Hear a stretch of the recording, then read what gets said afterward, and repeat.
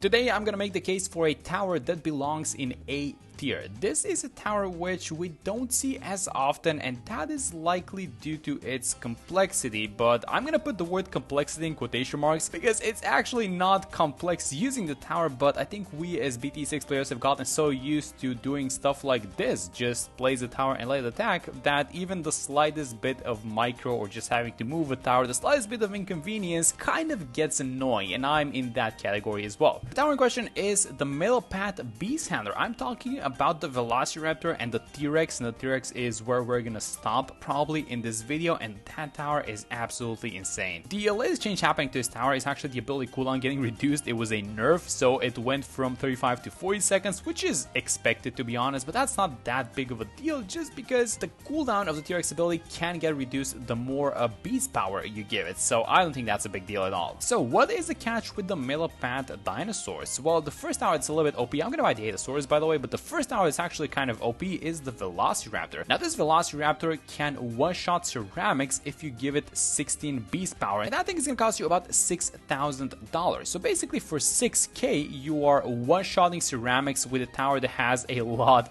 of pierce on it, and that is pretty OP. I mean, that thing is probably gonna beat like free play by itself, which is ridiculous. But the problem with these dinosaurs is that all of them, all of the top pat ones have a super small range, and in order to get the max amount of power out of these guys, you're essentially gonna have to keep microing them, and this is the convenience thingy that I mentioned at the start. But we are gonna try our best in this video, so let's go like this. Let me start things off with a discount village. I'm gonna get the bigger raise, which should, yeah, it's gonna get this guy in the range as well. And let's go like this. Let's get the monkey commerce first. That's gonna make the Velociraptor go from 2.2, I think it was, to 1.9, so that's $300, but we're gonna be saving a lot of money because we're gonna be giving max beast power to the T-Rex. You wanna be giving max power to a T-Rex because at 64 out of 64 beast power, that guy can go through layers. And so what this means is that if you have something like a damaged Moab class balloon, if it does enough damage, it's gonna go through the Moab layer and it's gonna eat the ceramics. We're not gonna stop at the ceramics once the Moab layer pops. So we got the money for the Velociraptor, and you guys know what? I'm just gonna buy it. Let's start things off. Like, this guy does a lot of damage. I think he is, yeah, he's one-shotting these black balloons, and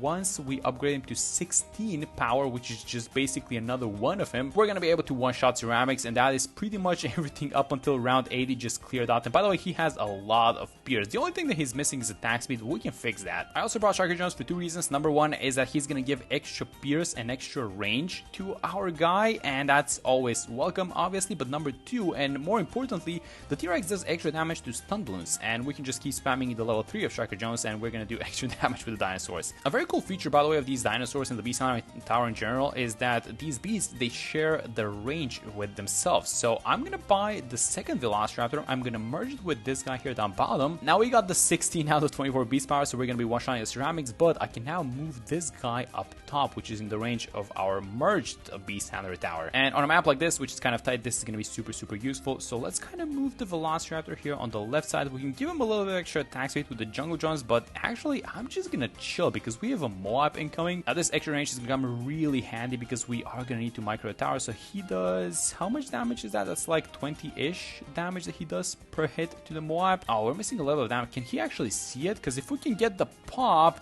I think we actually have this one. We're basically gonna do the same thing, but I'm gonna use the ability a little bit earlier. So let's stun him like right now and then move him to the left, and boom, there we go. Did you guys see the one shot? That is only because we merged it with this guy, nothing else. That is why he's so powerful. All right, so round 43 incoming. So let's just move our dinosaur here on the left side. He is just, yeah, he's just eating up the ceramics, no problem. But the thing that we're missing is a little bit of extra damage. So here's what we're gonna do. Number one, I'm gonna buy one more beast hunter. I'm gonna buy one more Velociraptor. Let's merge this guy up and let's give him max beast power. This is completely fine because we're gonna need these guys for the T-Rex layer down the line anyways. And then the next tower is just gonna be straight up attack speed through the overclock. So I'm actually gonna have the foam attack like this. We're gonna decamo some of these camo balloons. That's always gonna be nice because their camo detection is kind of weak. This is a 202 village. I don't plan on buying a second one, although we might later on because it goes really well with the homeland and everything. And yeah, this is the guy. And you guys know what? With the new Desperado tower, it's actually coming in the latest update.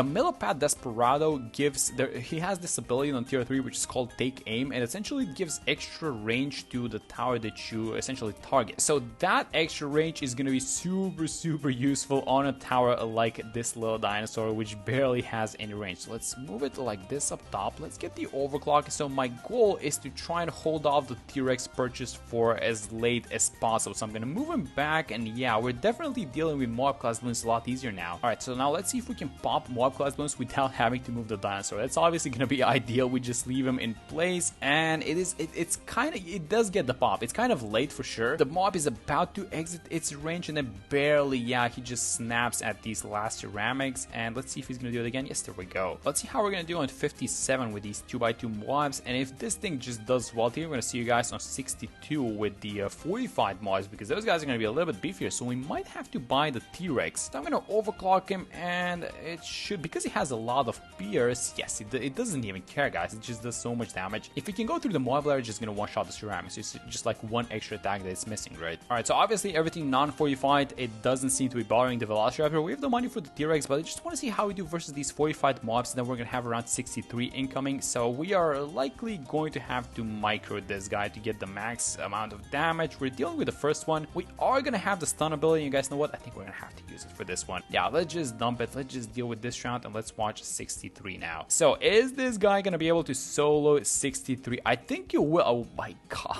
That was a one shot on an entire ceramic wave with a tower that cost $6,000. Like the overclock, I know that we're overclocking it, but the overclock doesn't do anything at this point because it's not like it's popping the wave due to the extra attack speed it's getting. It's just like one shotting it anyways.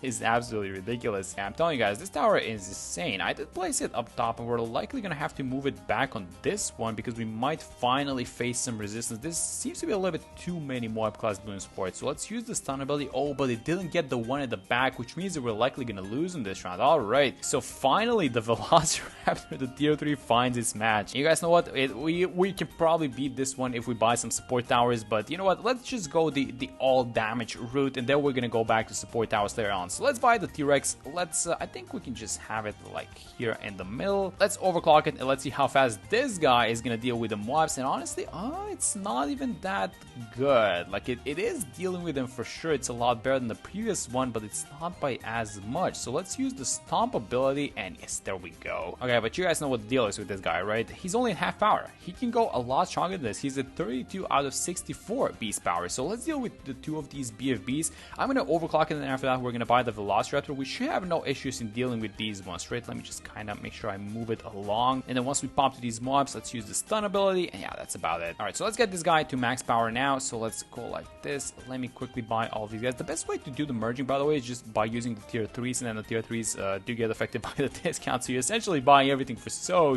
cheap. This is gonna be the last one, so let's merge it up, and bam, we get a 64 out of 64. Also, Striker Jones leveling super fast. He's level 14. Not only that he's a fast leveler himself, but we're playing on an advanced map, which gives a 20% bonus to the hero's leveling. So we're gonna reach level 15, which is the critical level that we need for the extra damage from the stuns. The concussive shell's cooldown is gonna go down to 11 seconds. And so what that basically means is that we're just gonna be spamming the ability likely non-stop, especially like in the ultra late game like the 90s. This is 75, by the way, and yeah, this guy is just eating it up, so not expecting any issues, honestly, even in like the early rounds of free play. So I think I'm gonna see you guys there in a second. Alright guys, so we're entering free play mode with $40,000. The good thing about this guy is that he's gonna be able to one-shot all non-fortified super ceramics, and you guys are gonna be able to see that in a second. So let's just have him attack just for a second, and there you go. You can barely see it just because he does so much damage, but yeah, he is basically one-shotting all of these guys. So now we need to spend the money, and I actually have a couple of towers in mind. Well, 3 to be exact, but we can maybe buy another one after that if we have some money left over, which we're likely gonna have. So tower number 1 is gonna be the absolute zero ice. I want to have it like right here in the middle, because this is a portion of a track where, regardless of where the Bloons are coming out, whether it's the left or the right side, they're still gonna have to pass through this region over here. So we're gonna go for the 2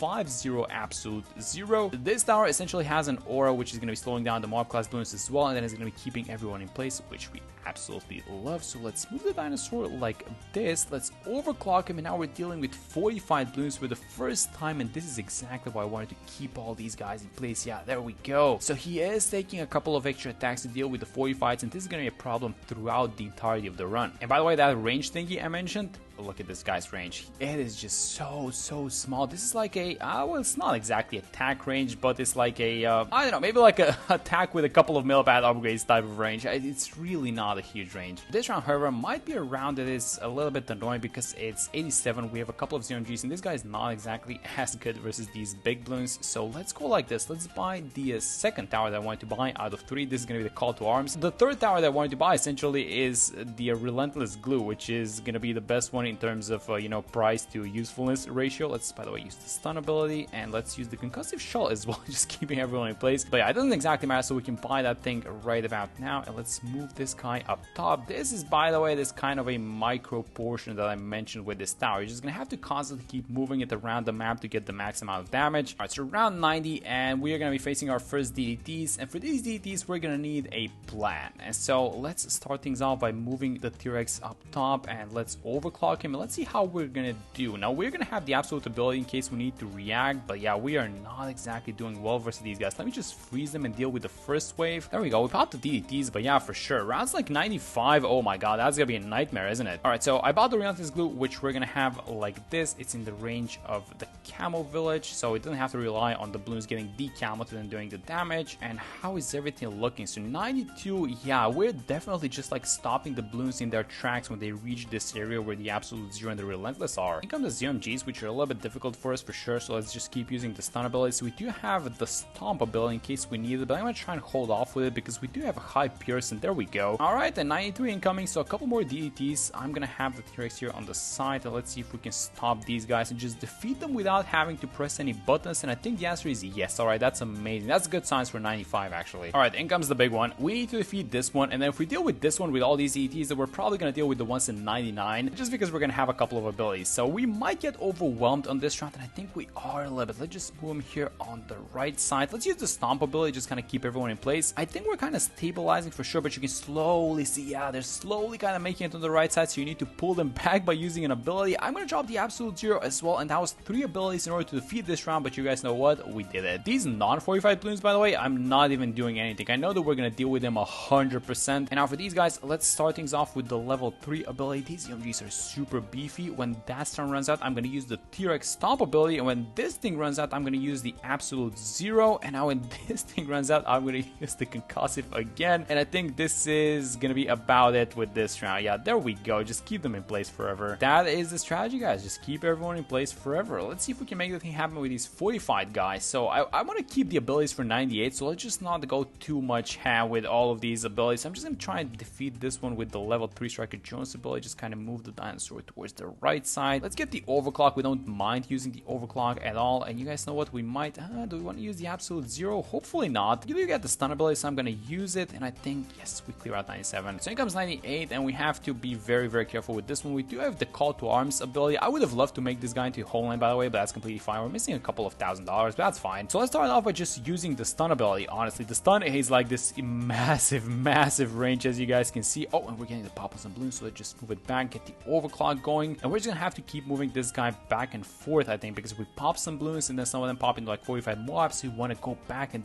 deal with those leftovers. Let's just use the stun ability again, and now this is really gonna get tight when all these ZOMGs and BFBs convert into ML, so I think we're gonna dump all abilities at once. Actually, you know what, let me get ready for 99 and the Sabo, because we saw how 95 went, and I'm gonna try and keep this ability. Oh, and it's time for all the abilities, guys. Okay, so let's go for the call to arms. This is our first usage of it. I'm gonna use the absolute 0 to keep everyone in place. We do get the concussive shell coming off cooldown, so I'm gonna use that thing as well, and I'm gonna use the stomp ability, and that is round 98 done. Erased. That was so good actually with all these abilities. All right, guys, 2 more rounds. Actually, let me not throw this run, so let's go like this. Use the blue Sabo. We're missing round 100 damage. Am I late with this thing? With the round 100 damage? Hopefully we can still pull it off. We are dealing with the 45 DDTs though, and we do get a lot of abilities off cooldown. So can our boy deal with the bad balloon? And the answer is likely no. We're missing a little bit of extra cash for this homeland, but honestly, I don't think it would have made any difference. I mean, we're gonna give it a shot for sure. Let's just use the call to arms and just see how much damage it does. I'm gonna move it back. It's